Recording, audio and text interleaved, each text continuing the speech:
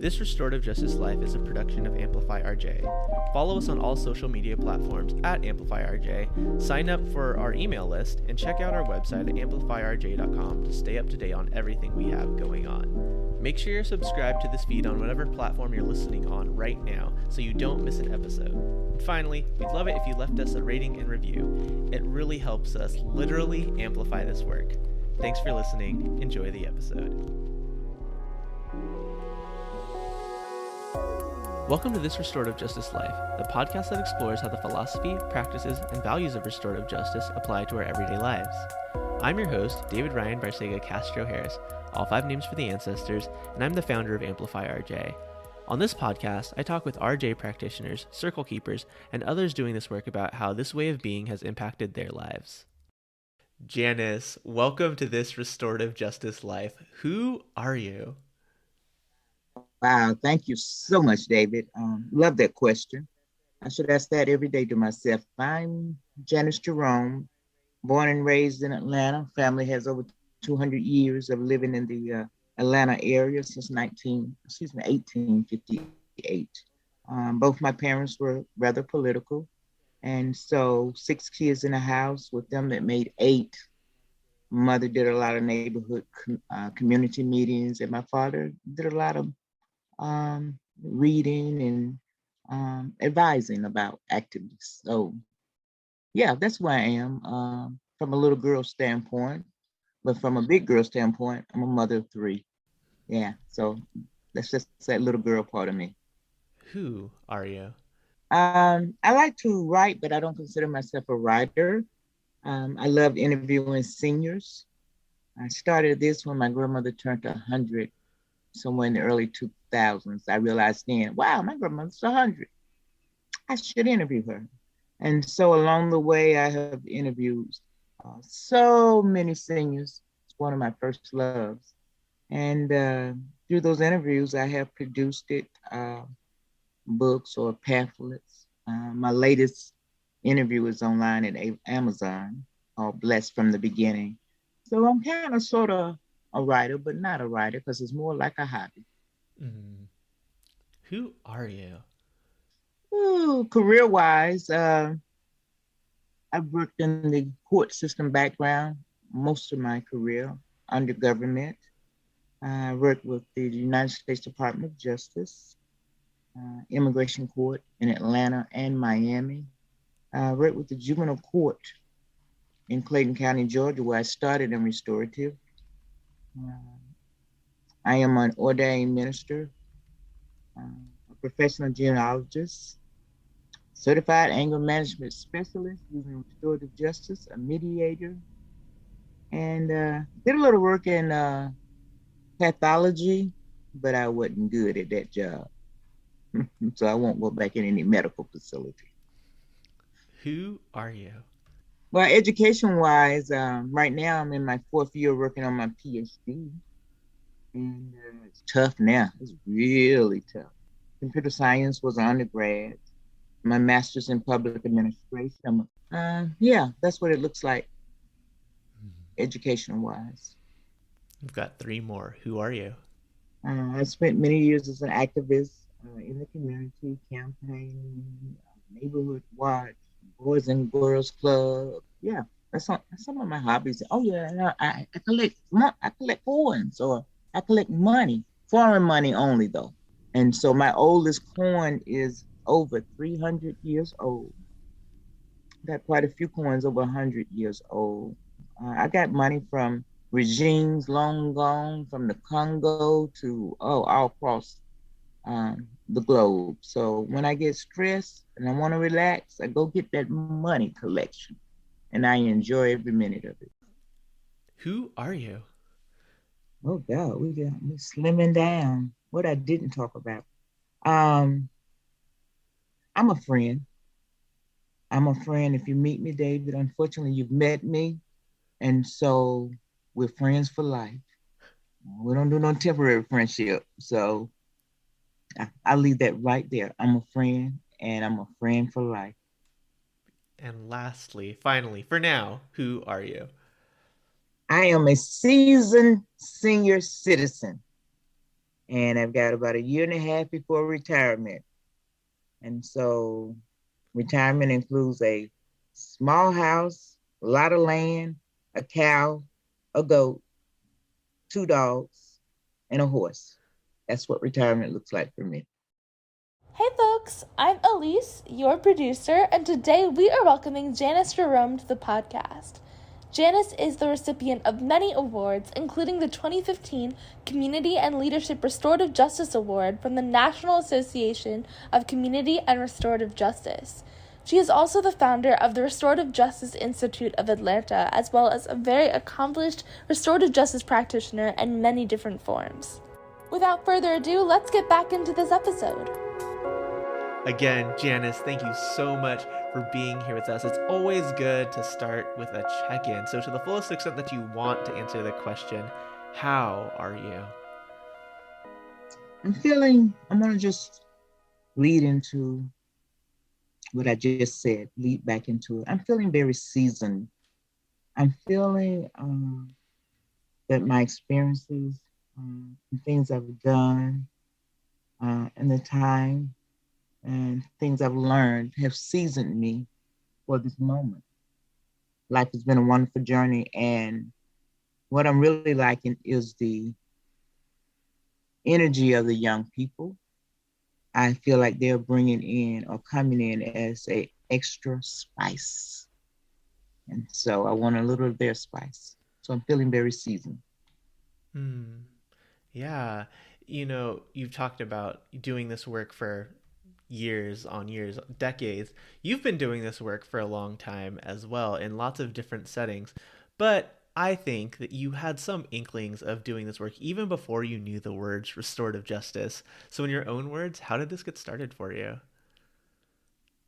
It started, restorative to me has been around since man has had DNA. So it's not new. Mm-hmm. It's just been kind of given a particular name. And so I started it in the court system.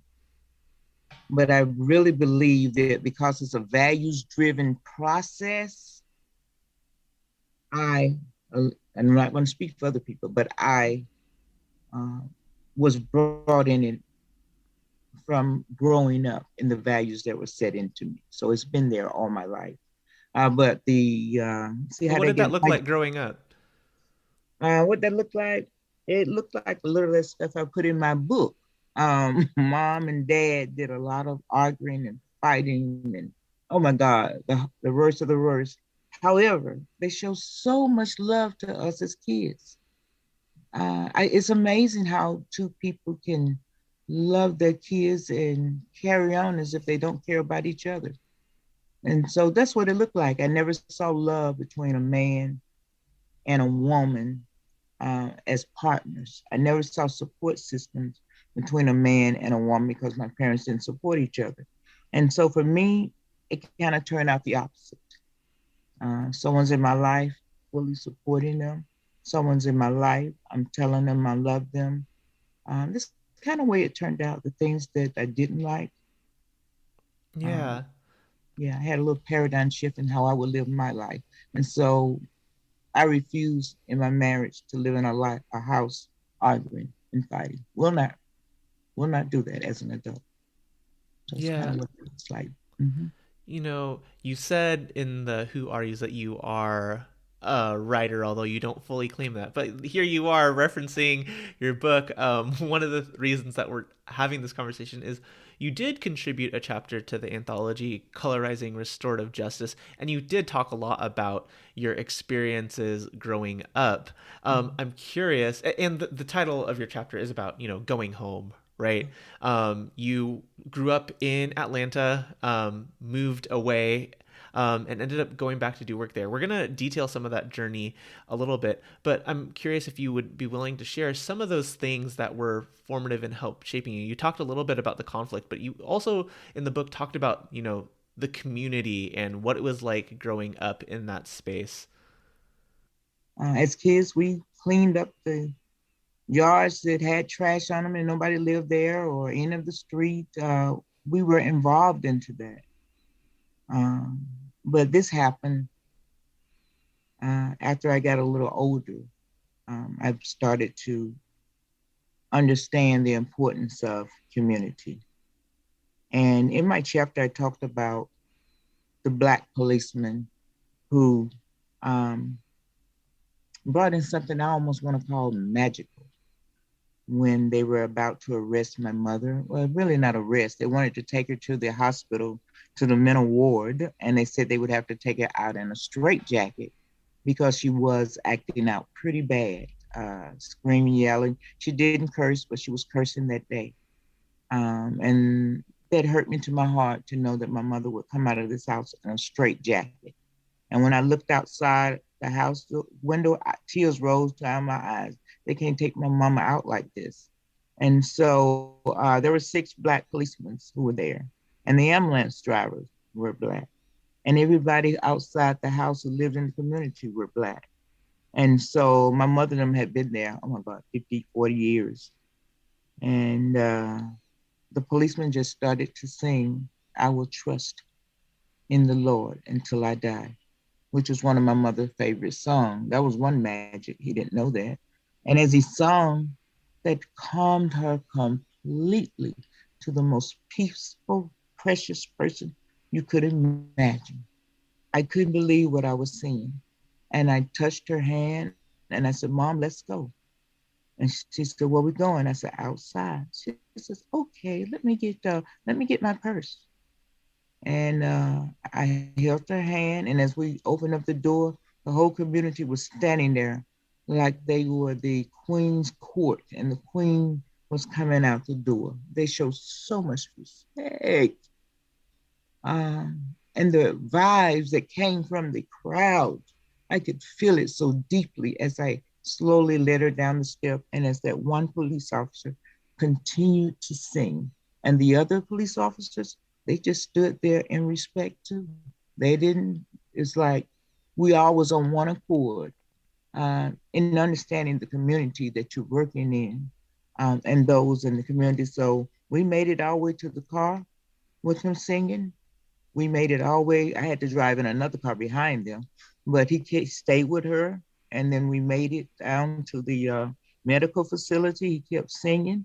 And then once we got on the elevator and got her on a stretcher, he stopped and her mind flipped right back into that aggressive moment of her, mental break. It was just an amazing feat to see what had happened in that. And I don't cry a lot. I don't like to cry, especially in public. I ain't crying. But man, that broke me down. That's my mama. And my mama was honored at a moment people could have created harm in her life. It was just so much respect that came out of that community. Yeah. We live in a time where we don't necessarily get these stories about police in communities doing good, right? Or taking gentle, respectful ways. And I think, it's a testament to the strength of the relationships in that community, the strength of your parents' work, your mom's work specifically, right? To where, someone is going to see her, a Black woman, who is going through a mental health crisis as a person who is worthy of respect, love, dignity, kindness, and all those things, and not relying on punishment and violence to quote unquote control, right? And, that's not always the case when it comes to policing in the criminal legal system at all. You've done a lot of work within the context of the criminal legal system. I'm curious, what inspired you to get involved with that system and those ways? My undergrad was computer science, and I majored in that because my mama told me to. So I grew up in the era, whatever they told you, you go yes. And so I said, "Okay, Mama." She said, "Major in computers, that's the future." It's okay. And I did exactly what she said, got out and hated computer science. Got a job in computer at a computer company, and my hair was falling out and I was just mean, and it wasn't for me. And so I started to think about, what do I really want to be? What I want to do? now I can choose for myself. And I thought I wanted to be a lawyer. But when I said, let's go to paralegal school, such certification. I got that and said, I can't be telling all those lies for people. So, sorry to any lawyers listening. But I said, no, that's not for me. So one day I was in the brand new at the time federal building in Atlanta. I think it's called the Sam Nunn building, huge building. And I saw a sign and it said, Troy State University or Troy University and classes coming up for master program. And one of them was an MBA. I said, okay. The next one said MPA. And I knew right then, yeah, but that's for me. It was right then. It wasn't like, let me think about it. I knew. And when I read the description, I was so happy. I had a husband and three kids and, oh God, a full-time job, all kind of things going on. But I was getting ready to sign up and pay my money to get my master's. So that got me into public administration even more. And that kept me in the legal system, court systems. And so things just started falling that way. It took a while. I was over 30 something by the time it happened. Hope nobody else had to wait that long, but I was about 35 before I knew, that's for me. So it was a feeling that always been there. Yeah, and what did your work look like after? Well, one, I want to rewind just a couple seconds, and at any age is a time when you can figure out that thing, what's next. If you're feeling stuck in a situation where you're pulling your hair out and can't survive, I know there are many people right now who are in work situations that they feel are really toxic, and I've done it. Janice just told us at times that she's done it. Like, it's okay to leave and like go find that next thing. You found that next thing, public administration, and that led you to working. I'm still in that field of working. Yeah. And I ended up working for the juvenile justice system after the immigration court, and mainly because the juvenile justice system wanted to bring me in on a higher level in management. I forgot all the reasons why, but they were very attractive to me. So I decided to go to the juvenile justice system. And that's where I met restorative justice. But remember, restorative has always been around. It didn't just show up that day in the juvenile court. I met it got validated that this is for me. So that ended me there. And that's where BP Corporation came in and they gave me a charge card. They said, build this program. I'm like, you giving me a card? I don't even know what to do. And so we started training our staffs and we just started a lot of stuff, David. We started newsletters and lunch reading on restorative and oh my God, it just goes on and on. I created a library in my office where you could check out books and restorative books. It just kept building. I created and designed a program called Project HIP, which means HIP, handling it before prison. And that was a restorative process. It is still in existence today, that diversion program. In the court system, the juvenile system. And I collaborated with the sheriff department and I think the police department. Can't remember all my collaborators, but everybody was just so anxious to be part of a new flavor of how to deal with our kids when they get in trouble. It was just so much energy, but I think, David, the key to the energy is the person who's kind of sort of, this is not a good way of saying it in restorative, kind of sort of the eye or key person in an organization that is driving it. And so I was on fire. If I walk past you, you're going to burn too. My restorative was, I was like, what did it say? Sting like a bee. I don't know, whatever Muhammad Ali said. He said, "And get in the bed and turn out the light before it get dark." That way I was. I was just woo, and still am. The beautiful thing about it, still am. So that led me to a lot of work in Georgia, several awards from the uh, juvenile councils here in Georgia, 2 years in a row, and most of that was linked to my work in restorative justice. Yeah. How I got many players on board. Mhm. You said that the framework of restorative justice was introduced to you in that juvenile court. Can you tell me a little bit about that experience and what clicked for you? Okay, the time, exactly what that looked like when I was introduced. I was called to the office by the judge, and the judge said, "Janice, I want you to read this book and I want you to train your people." That's what he said on it. And Do you the remember the book, book? oh, yeah, yeah. Peacemaking Circles, Crime to the Community, K. Pranis. Oh, yeah.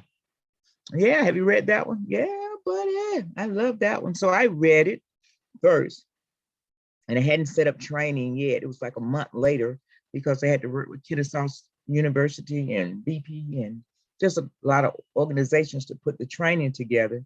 And in the meanwhile, between that, a friend of mine lost her son to a car accident, and he died.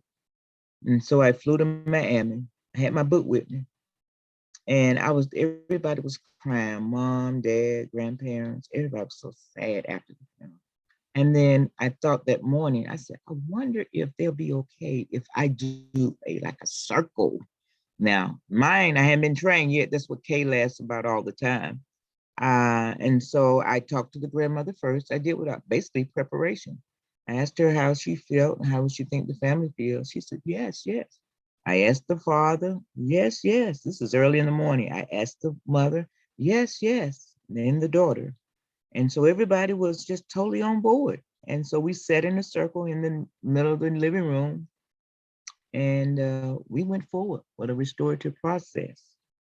And it was my first time. And it was just as beautiful for me. And so when I returned to Georgia, we started trainings, and Kay Prentice came down and Gwen to train me.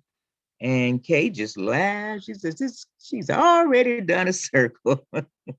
And so that just kind of led to after training, but doing training, I broke down really bad, David. Remember, I don't like to cry. That first train, I don't remember all that went through my mind and heart, but what I do know, one of my great friends touched me on my shoulder, and he said to me, Janice, are you all right? And it looks like I had been in a trance or something, because I came back to the world and I had been crying and crying, not realizing it. And so I was just so, it was for me, David. It was for me personally. It was for me. And so I started training from there. Training. Yeah. Well, again, thank you for sharing. One, shout out to that judge for recommending that book. Also, shout out to you. I love what you talked about, like immediately applying what you learn. A lot of times people come into trainings or reading and like, I don't know if I can do this. Like, and if I don't do this perfectly, like, I'm not going to try, right? You took a lot of care and precautions to make sure that the folks in your space were prepared, right? Like you talked about, to be in that space and were consenting to be in that kind of circle space. But the fact that you tried, without quote unquote training, formally is a really beautiful thing. Like you said, it for some people it's just for them. I think about some of my first experiences with circle, and in many ways, yeah, being hooked. I didn't break down and cry, but those things are real and valid, and I'm just grateful for that story. And then from there, right, you train your team, you build out programs. What were some of the key learnings from that time and doing all of that work? Well, one thing I've already talked about is being on fire. Hmm. So I believe if you go to a restorative training and it's for you, it shouldn't be a secret that nobody knows. If something is burning in you to do, there should be some kind of light that comes on. So for me, the light came on. Secondly, some of the learnings were everyone trained, they're not necessarily facilitators. I find very few people who get trained who actually move forward to facilitation. So for me to let others know that there's so much to do in restorative that qualifies you for a practitioner. You don't have to facilitate. I had a secretary who did the newsletter. She still was a restorative justice practitioner. People do blogs. There's so many things. Some people do networking. Some people do data collection. There's just so many things I learned at that time is beyond facilitating. Also, I learned that when I work on myself, somehow that rolls off and become contagious. So the more I worked on myself as a practitioner, the more I saw those around me change. My office actually, I would call maybe 8 people in my office to have a meeting. They would put themselves in a circle. I didn't ask them to get in no circle. And then they will honor each other. We didn't even have a talking piece at the time because that's not what I was doing. I'm just having a meeting. They would just act like they had an invisible talking piece and just pass it from one person to the next person. And I didn't ask anybody to do any of that. But what I realized is when you on fire, you can make a difference without purposely trying to tell someone this is for you. Just work on self. So that was a learning curve to continue to work on myself. Also to learn how to speak at home and act at home based on the principles that I believed in. And so I had to have a paradigm shift in working with my family. That was a learning curve. It's one thing we talk a lot on this podcast about, it's one thing to talk about the quote unquote practices of restorative justice in a criminal legal environment, in a school environment. Can you ask the questions? Can you sit in a circle? Can you hold that space? But this is not just about a process, right? This is about a way of being and a lifestyle. What were some of the challenges at home? Um, I can just do like you do, tiptoe back a little bit. Yeah. I just learned maybe last year. I had been told since I've been in this work. First, I told it was a tool. And then I realized on my own, this is not a tool. A tool is something you use, take out, you use it, and then you put it back. So Mm. restorative is not a tool. And then I was told it was a process for years, up until last year, when one Native American says, this is not a process. I was like, wait a minute now. This is a process. It's what been, and he broke it down back to it's a way of life. It's how you live. It's how you live. It's not labeled how you live. Um, and so I'm learning to move away from the belief that this is a way of life more than a process. But moving forward, challenges at home, learning to talk to the kids, ask them a question, and once they answer it, I learned how to say thank you. I didn't give them extra advice. I didn't touch their words. Um, I didn't try to convince them. I learned to, every time I talk to them, when they finish talking, say thank you. That's a discipline in this work. It's very difficult. And I'm working on my PhD, so I've seen that sometimes the more education you get, the harder it gets to just be quiet, Mm. And so that was one of the ones. Another one was actually bringing it to the kids. And so my son was having some difficulties in school, so I took him out to a restaurant to eat, and I brought a little blue ball. And I said, now we're going to talk about a few things, okay? And we're going to use this ball. And so when I'm holding it, I can speak. And when you hold it, you can speak, okay? He said, okay. And so I said, I'm going to start first. And so I started speaking. And then when I finished, I handed him the ball. And his first sentence was, "You held the ball too long." So yeah, just introducing the ideals very gently to the kids, very gently. I ended up doing a lot of circle work at their schools. My daughter said one day she heard somebody on the microphone, I guess in the office, saying something about peacemaking circles. She said, "That's my mama. I know that's my mama. Ain't nobody in this school doing nothing about restorative justice and peacemaking circles but her." So she came home and said, "I know you was at the school because they said something about peacemaking circles." I said, "Yeah, I was there." It's been interesting with the family, and it still is. I finally had a family circle. It took a long time, but I didn't conduct it and I did not lead it. I was a participant. And I had one of the young people, well, he was an adult, to lead, well, let's take that word out, facilitate the circle. And, I heard a lot from the kids without asking a question and just listening to them. And that was important, very important to hear them. I mean, definitely the practice of listening is so key to all of this work, right? Making sure that, we're not just listening and hearing words, but being responsive to needs. It can go a long way. You talked about this being a part of your home life, this being a part of your work life, your award-winning work life, your academic life as well. Circling back a little bit to the chapter, you talked a lot about what it meant to bring this work back home to the neighborhood of Pittsburgh. What was that experience like for you? And why was it important for you to do that? Future David here. For clarity, we're talking about the neighborhood of Pittsburgh in Atlanta, not Pittsburgh, Pennsylvania. Okay, back to Janice. That was a wild moment in my life. I mean, I'm living in Atlanta, I'm raising my family, I'm married, working, and I would not go to that part of town under no condition, ever, ever. And so to get a call years later down the road, I was in Texas then, to come do a circle for an organization. I was fine. Yeah, it's okay. They want to do healing circles.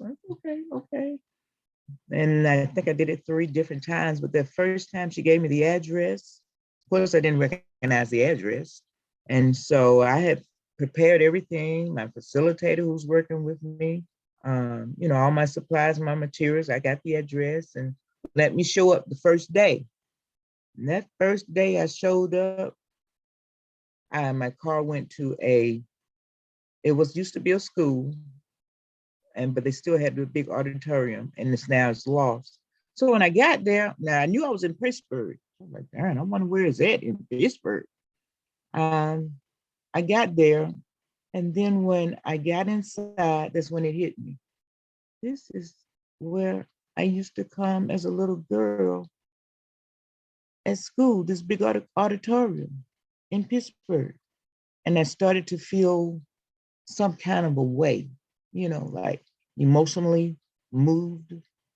And as I sat in the circles and began, the people there were like, they had nothing to do with that word and my shame. They were like my family in the circle.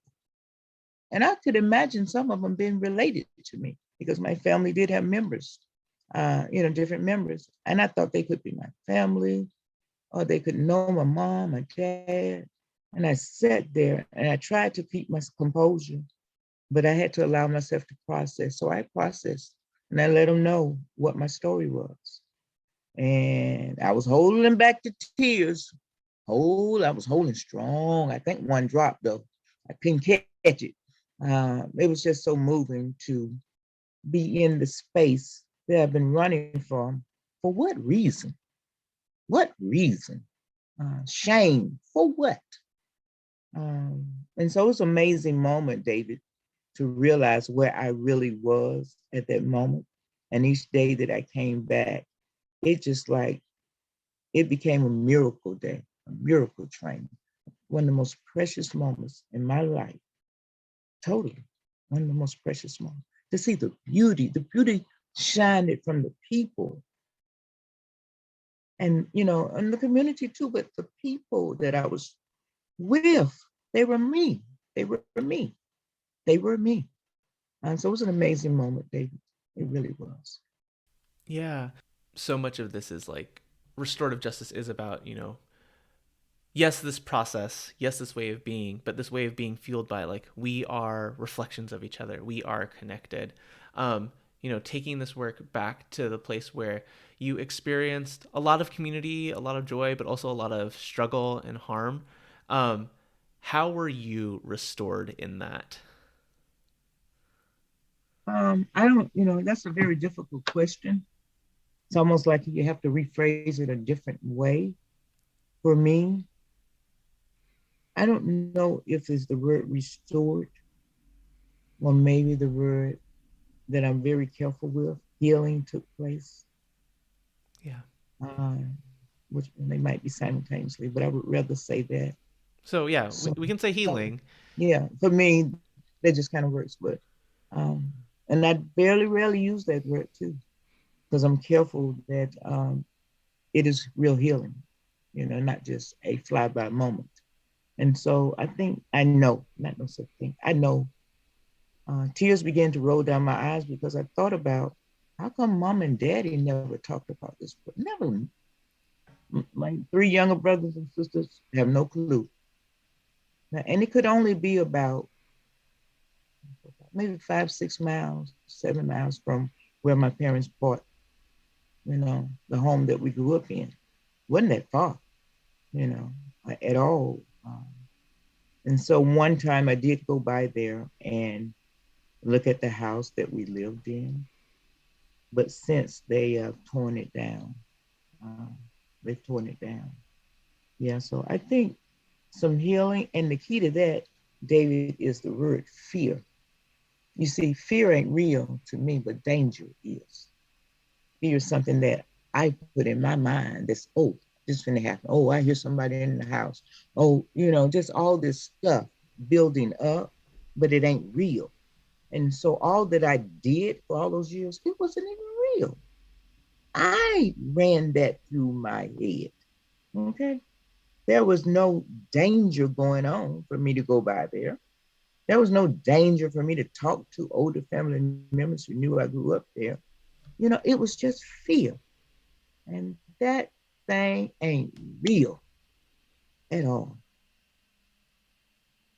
Do you think you would have gone if you had recognized the address?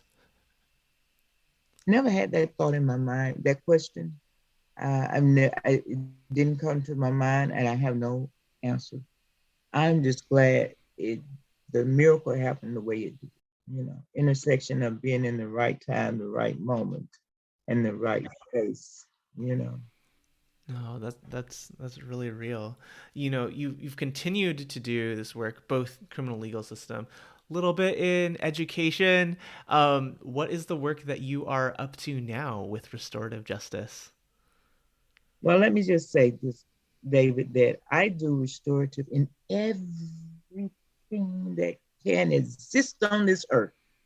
I don't just do it in the legal systems or abuse, and the reason why, the principles don't change, David, based on your race, based on your career, based on your age, based on anything. It doesn't change at all. And so that's one reason why I think when I did my first one at the funeral, I realized that this process doesn't change. It's just, when I say process, let me fix that word. The principles of how to be with each other. Mm-hmm. The core of everyone is good, wise, and powerful. And it'll be, it's you're born with it and it'll be there and you'll die with it. It's just a matter of you reaching to use it and to know that there are no throwaway people. And no one should be held, nothing should be held against a person for life. So all the principles, everybody want to be in a good relationship. Everybody want to be loved. All those principles just rose for me when I am participating in the work or collaborating. Right now, there's a couple of things that are always ongoing. I'm always ongoing doing the pre-trial um, workshops for Atlanta. I think we're close to our 10th year of collaborating where uh, RJIA produces, we have created a script for compulsive sexual behavior, for anger management, for parenting, and theft. And I have contract facilitators um, to help me out. And so each one of them are done, we schedule out a year. And so like next year, we'll have already have the schedule by at the end of this year.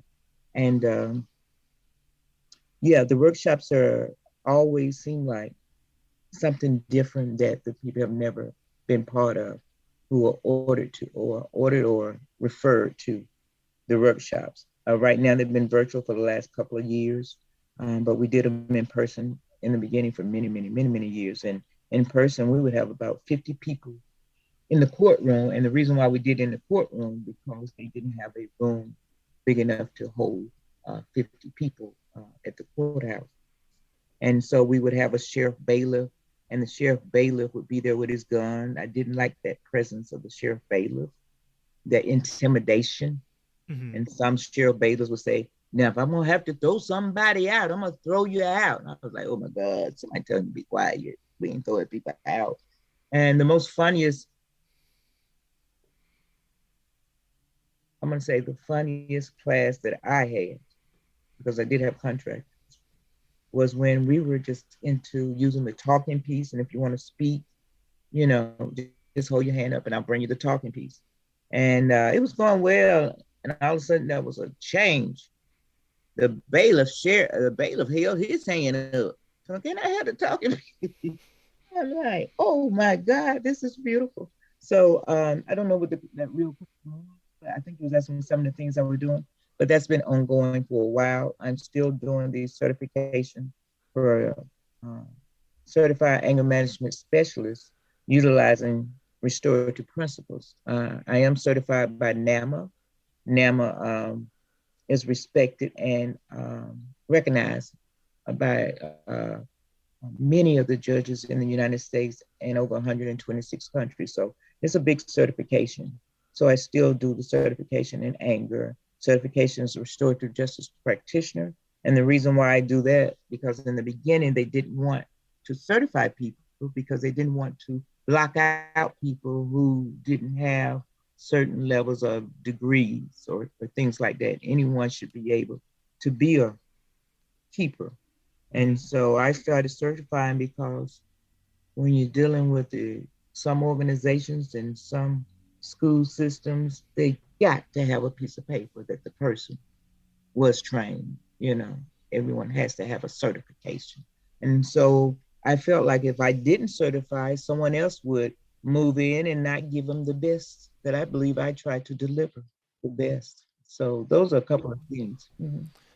I want to touch on that piece just for a second, right? Where I struggle with that too, because, you know, a piece of paper says that you sat through a class, right? It's not a reflection necessarily on what you do out in the world, right? And so, you know, I hope when people come into Amplify RJ spaces and they learn that they're not just like, hey, I'm here on Zoom listening, or I'm here watching the recordings later and like, all right, I know restorative justice and I'm going to go out and do these things without having done the like you talked about, like the work inside, right? Just doing the process without having done the work inside. And that's something that I still haven't figured out how to navigate, like the quote unquote certification. Like, I didn't certify you to do anything. I hope you had a transformational experience and now you're able to move out into the world knowing a couple different things. But, you know, these institutions that we work with sometimes just want that thing with a signature. Like, you done did it. I put so much energy into my trainings because if I'm going to certify you, I'm going to be sure that I've given the best that I could, and with recommendations how to continue your own learning experiences. Yeah, you mentioned since this is airing in February. You mentioned that you have a training coming up in April. Do you want to talk a little bit about what's happening there? Yes. In April, I'll be having the CAMS certification, and that's anger management, certified anger management specialist. However, mine is utilizing restorative principles. So you can get certified, but I haven't found many that will use the restorative principles and practices to it. It's a 5-day training, and all the information is on the website about the training. One thing about being certified as an anger management specialist, it is one of those certifications. Once you get certified, you're certified for life. You don't have to go back and there's no expiration on the certification. And so I put a lot of deep energy into that. I found, David, that many people that get certified, they hadn't figured out how they really want to use restorative. And so I don't see a lot, well, I don't know of a lot just running into, to the field.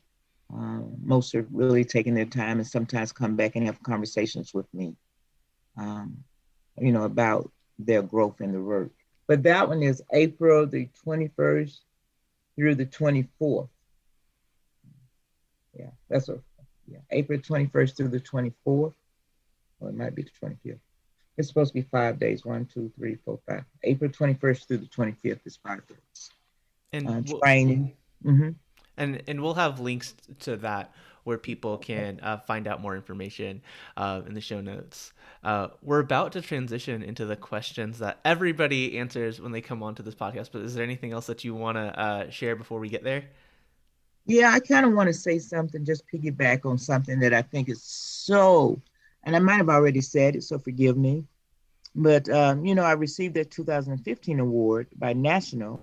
Future David, one more time. When she says national, we're talking about the National Association of Community and Restorative Justice, NACRJ. We've previously talked about the conference that's coming up in July of this year. So if you want more information about that, you can check out the show notes. All right, back to Janice again. And that was the year, David, I was laid off by a government agency. And so that put me into a unemployment situation where the money's not that good. And so I ended up having to find somewhere else to live. And I went to this community and it was so beautiful, beautiful, grass cut and quiet. And I was like, on the spot, I'm gonna get this place, about 50 homes. And so the landlord met me and we went through everything and I paid everything and boom, there it is. About a week later, someone told me that, oh, you live over there where they've been shooting and killing people? Man, what you talking about? Ain't nobody killing. This is a good community. No. And then I began to hear about all the robberies and all the drug dealing. And I moved in a community that I really didn't do my homework. So now I'm a little shaken. And I knew that I had something to offer, but I didn't want to be known. I didn't want nobody to know I was there. I don't want to do no work in the community. I don't want to do anything, but just come home and chill. And so one neighbor told me at the mailbox that she had been broken in 3 times. I said, wow. And then she said to me, David, she says, I don't trust nobody. And that means me, David. And so that's when I decided I would do some circles in the community because I felt like I could be next. And so we did all the preparation and everything. We did all the collaboration, the commissioners and sheriffs and police, and the community came out. David, they came out. The community showed up. And we got in a big circle, and I got a big stick off a tree, and I explained the stick. I explained values. We did some trust building, then we moved into the real reason why we're here. That community, they honored those values. And we came to some consensus decision making. And do you know, I'm gonna just go fast forward a year and a half. That community turned around, David. It no more burglaries. People were walking their dogs. People were jogging. Okay, people were not afraid of each other. It turned around. So a few people wrote national or somebody, and they don't ever tell you who do it. And they talked about something that I think is important and that I don't hear a lot of conversations about, David, and that is working in the community that you live in and not just coming over there, helping people out and then go back to your quiet, beautiful community. That was a very at all kind of scary moment, putting myself out there in the community. And I had some negativity coming back at me, but we end up arresting the drug dealer in the community. Wow, David, things just started to turn around. And I just talked to the landlord. We stay in touch. He said, I got a waiting list. It's like a paradise resort now. Yeah, people want to move in. Do you believe that? So I just wanted to touch on that because that's what I don't hear much of. Working in those communities that need maybe some processing and living there too. That's a big job. With that, let's go to them big old questions. Oh no, you can't just share that and expect me to not follow up. Two things. One, like, you fast forwarded a year and a half to where like things are all good. Like the process isn't that fast, right? The process of building trust isn't that fast. So what were some of the other things that you had going on? It wasn't just because of one circle. No, we did once. We did many circles. Yeah. Yeah. So we did many circles. We built a community watch. I had never had a community watch committee in that community. Their houses were built in the late 70s, I believe. The police recognized us as a neighborhood watch. They increased their patrol over our neighborhood. We were invited to many meetings about things coming up. So we didn't have those connections then. A lot of things, you know what I left out? At every circle we had food, we had the grill out, okay? So that smoke was bringing them in, okay? Saturday morning at 12 noon, that smoke started firing up. So that was a beautiful connection. Just they know, they got the grill going. We're going to the meetings. And then we also had children that became we honored them as little deputies. And if they see something, to go report it to their parents. And so we honored kids we gave them little badges. The police had some badges, or the sheriff. They gave them the badges, and they were so proud of their badges. So many things came out of it. It would take the whole next day or two to tell you everything. But yeah, it was a process of building, but I saw it until that day. I saw somebody jogging and walking their dog, and then I called the police, and the burglaries, they said none had been reported. None. It went from 1 billion to 0. One of the landlords, so beautifully, he owned the 40 or 50 it was 50 houses. He owned about 40. I asked him, why won't you put burglar bars on our windows? You know how the burglars are getting in. He said, well, insurance purposes, my insurance. I was like, your insurance over our safety? I said, that don't make sense to me. And do you know, I went to work. When I came back, his truck was loaded with burglar bars, and he put them on everybody's window. Do you hear me, David? I was like, wow, I must have had that fire going at that moment. But he put them on so a lot of things transpired during that time frame. A lot of stuff. Yeah. The reason why I was like, no, we're not moving right past this is there's a balance, right? You talked about very earlier on, you talked about like this positive experience that you had with policing, right? And many people who are listening to this, and I find myself as one of them, are people who think about like the abolition of policing. And so like you got to this vision of community safety where it involved more police, and it involved and the results are, no more burglaries, and a little bit more increased trust. For people who think about like the abolition of police, right? How do we like take care of the people who are causing harm to the community? How do we address that harm without necessarily involving the police? Well, that's a whole nother piece of the pie, a higher level of the pie, if I can say that. One thing that was identified first was that the landlords were the reason why the community was that way, because they were allowing anyone in. And so they vowed to screen applicants much better.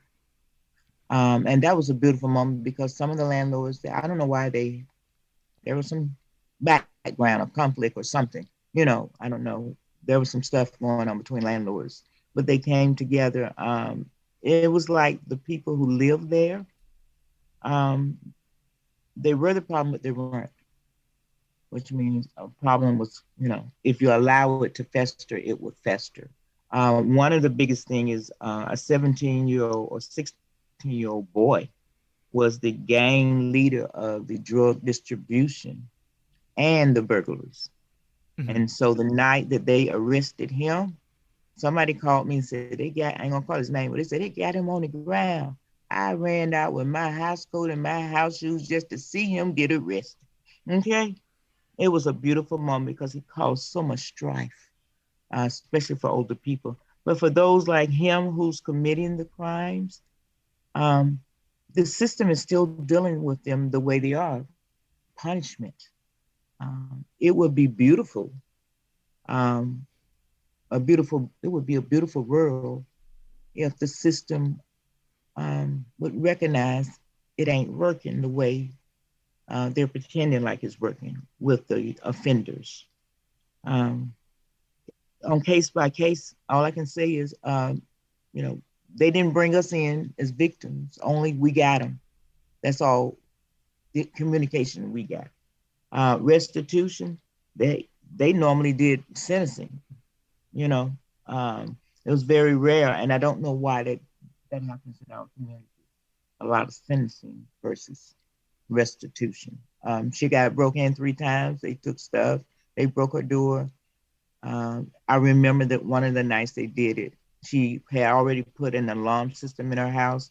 Do you know it took 45 minutes for the police? This was before the circles to get to her house. Do you know they got all they wanted long gone after 45, because the response time was like that. It's like, oh, somebody's stealing, we'll get there when we get there.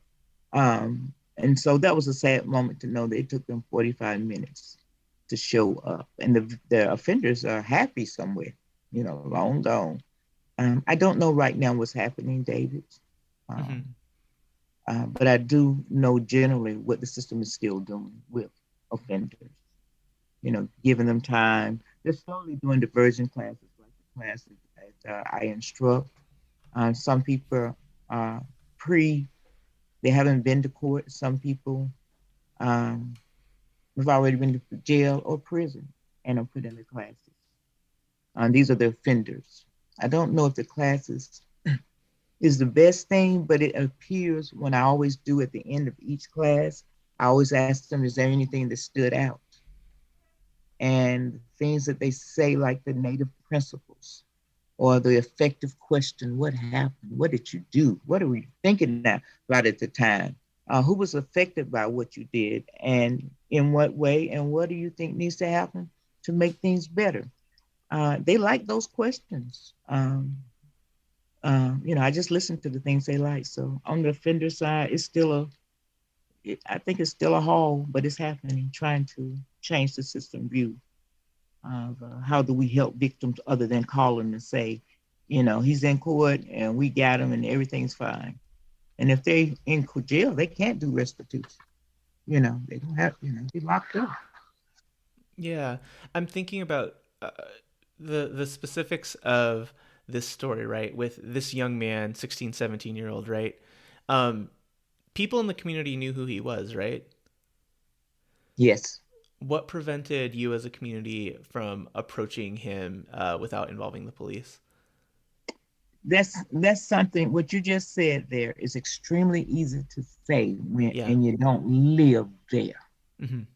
Just me started the neighborhood watch, and I put my phone number on the brochures. I created brochures and I put all the burglaries and domestic violence stats that I got from the police that's been happening in our community. And of course, explain why we're having this, blah, blah, blah. And I personally took them to everybody's house. I didn't stick them in their mailbox. on their door unless they wouldn't answer. So this was a personal knock knock. When I went to the house of that particular young boy, of course, no one came to the door. And that's expected, because they don't know you, they're not opening the door.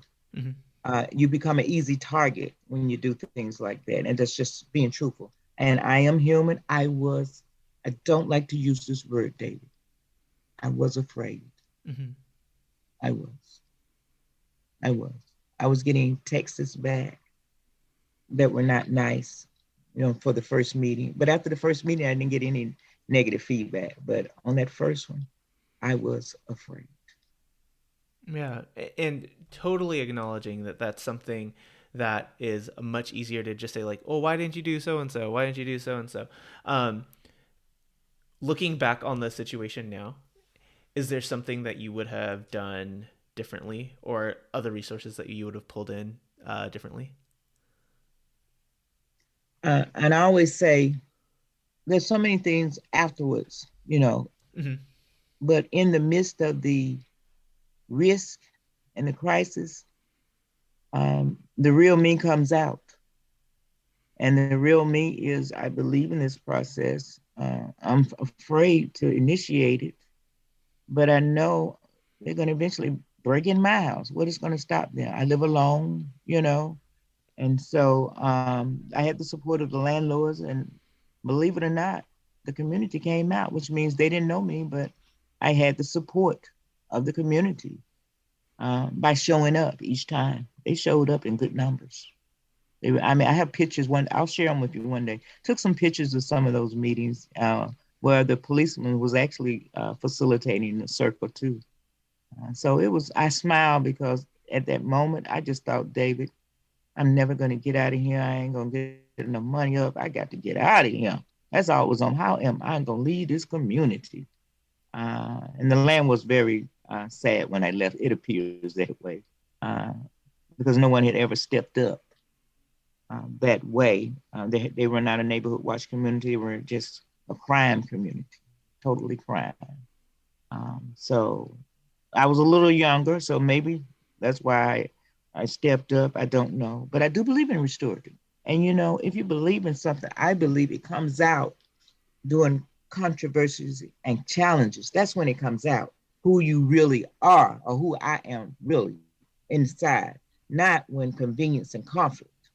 But when that stuff is ragging and shaking, okay, what comes up out of you? And so what came out of me was I have something I believe in. I believe we can address these issues together as a community. And the first person I asked was the landlord who owned most houses. How did he feel about it? He supported it wholeheartedly, dramatically supported it. He said, I'll bring the grill out. He said, I can get the food if you need. He just offering, and then the other landlords. So it was a community probably on edge and ready. You know what I'm saying? It was probably ready. And of course I didn't know that, but I was ready. I was scared. It's going to get me. I don't like to admit. And we had one lady in the circle that said this, I'll never forget it. The question was, what do you need to feel safe in your house? And she said, now in my mind, if I ask you that question, David, I don't know what comes up. If you're living in a community, someone's broken your house and there's a circle conference where you can speak and they ask you that question, David, what do you need to feel safe in your house? What do you think some of the answers people may say, or you may say? I don't know. People, dog, vicious dog, an alarm system, a roommate, just all those examples. But what she said was, I need a barbecue with my neighbors that will make me feel safe. Wow. That's, you have to honor what a person says. A barbecue with her neighbors would make her feel safe. And I'm not going to try to psychoanalyze that. But that's what she said. It's amazing what people need. Well, yeah. What that says to me, right, is this idea of feeling safety in relationship with people, knowing who the other person is, knowing a little bit about their story. And so they're no longer the stranger who you eye suspiciously when you go walk and get your mail. It's like, oh no, that's Miss Sally who, XYZ. That's Rosa and her daughter and son and her mom who live in her house. That's Tony who, XYZ. And so when you have those relationships, you can call that person, right? You can call on that person. um, yeah, there's so much in there. Um, and I do think like this is like a whole big wider conversation, but thank you so much for sharing. Um, I do want to transition to those questions where we ask everyone, define restorative justice in your own words. But restorative to me is many things that I feel on how to live my life in a good, how to address challenges in a good way, in a different way from what I have been conditioned and told to do. That's a general definition. But I like to reference Little Book of Circle Processes or Howard Zero book. I really use their background as a checkoff to remember what is not and what it is.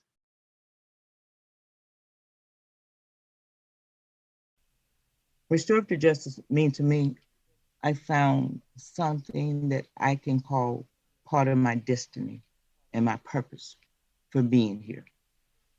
It has guided me or supported a missing link, but it's based on Native Americans principles, and I really want to move toward a lot of principles of my descendants when we talk about restorative. It has changed how I'm honest, but I try to be honest in a good way. Sometimes I don't do great. But it has changed the way I move through this earth. My PhD is in transformative and social change. And so that's what restorative is about the transformation that happens inside of me and not me working on people or trying to save the world. And I transform, just being here with you was a transformative moment for me.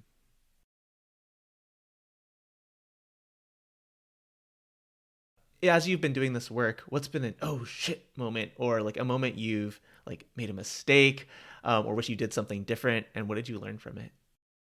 Well, I want to call it an aha moment when my whole world changed, and it was only for me though, David. And I was doing a circle at UT, and we had about, 10 participants in the circle, and one little Hispanic guy, very small frame, very low talking, didn't speak that much. But by the end of the training, he spoke. And what he said was, we were talking about respect. And what he said was, imagine how the world would have been if everyone would have just respected each other. And for me, that was an aha moment. Like, wow, if everyone would have just respected each other, how would the world have been? That was for me. I needed that. That was for me, that one there. I've had some more rich moments. One was at Camp Lucy, the restorative retreat. I don't know if you're familiar with it, because I was not able to control my emotions. I was unable to, the room was so powerful and rich with stories. I've always thought I could control my crying. And that was an aha moment. This work the tears were falling out of my eyes like water from a crevice of a rock, dripping and dripping and dripping. So thinking that I got this in circles, it's so holistic. Never know. You get to sit in a circle with 4 people, living or dead. Who are they? And what's the question you ask the circle? I have two. Oh, yeah, I had 4 people. Yeah, I did have 4 people. The first one was my mom and daddy. Mm-hmm. They transcended, but I would ask them just tell me their life story. That's it. Because I have so many questions now that they just. The next one would be Fannie Lou Hammer. Fannie, just the way she spoke in 1968 that the one about the blacks in the country's drenched with the blood of black people. Mm-hmm. If you're familiar with that, I would ask her in a circle. The other person would be, or people would be the KKK. I think I'll just go back to tell me your life story. If we had the time, Mm-hmm. tell us your story. I just want to know, they all may have different backgrounds, and I really want to know what's your story. You're going to get away with it today. You didn't know this, but sometimes I flip that question back on the guest. But you've already given us so much with, what is your story? So we'll let you slide on responding to that for now. But I do want to ask, what's one thing, a mantra or affirmation you want everyone listening to know? Fear is not real, but danger is. Mm. Fear is not real. It's something will run through your mind. But danger is real. It's a way for me to be a little bit more courageous in this world. Yeah. Oh, who's one person that I should have on this podcast? So I have 2 people. I'm sorry. The first person would be anybody over 100 years old who is willing to participate. And the second person would be David Castro Harris. What do you mean by that? You said one person I should have on the podcast, David Castro Harris. But I'm on every podcast. No, you flip in your seat, though. Gotcha. The questions come to you. Yeah, that's fair. That's fair. Mm-hmm. Hear your voice. You know any centenarians? Yeah, very close. Very close. But, even over 90, that's good. We can push it back. I've got somebody in mind for over 90, and I think I can get her to log in at least like from her iPad. That would be great. And then finally, how and where can people support you and your work in the ways that you want to be supported? Go to the website or email, and the website is Justice Moving Today, one word, justicemovingtoday.com, or you can email us at justicemovingtoday@gmail.com. Beautiful. We'll have that link for people in the show notes, all the ways that they can connect with you. It was so good to have you here, to hear your stories, to hear your experiences. Definitely given me a lot to think about. Anything else you want to leave the people with?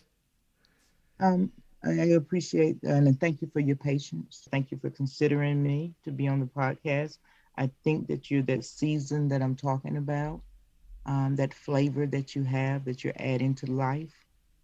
I believe one day, as I say, people won't see you coming. They'll just know, David has already taken care of that. So thank you for your visions and giving birth to your visions. People have visions, but they don't give birth to them. So thank you for giving birth. Thank you. That's definitely received. Oh man, everyone, this has been a wonderful conversation. I hope you've enjoyed it. We'll be back with another great one next week. Until then, take care. Hey folks, Elise here. Thank you so much, Janice, for all you had to offer this episode. I thought Janice had a lot of really interesting things to say about community policing and community restoration as it comes to restorative justice.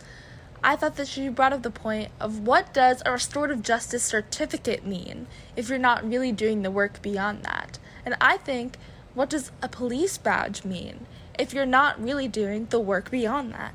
And I think the work beyond that includes community building and finding networks of accountability beyond the punitive measures that are often used that directly hurt Black and brown folks in this country. Another side to this story is that we often talk about police abolition, and I think this is super important.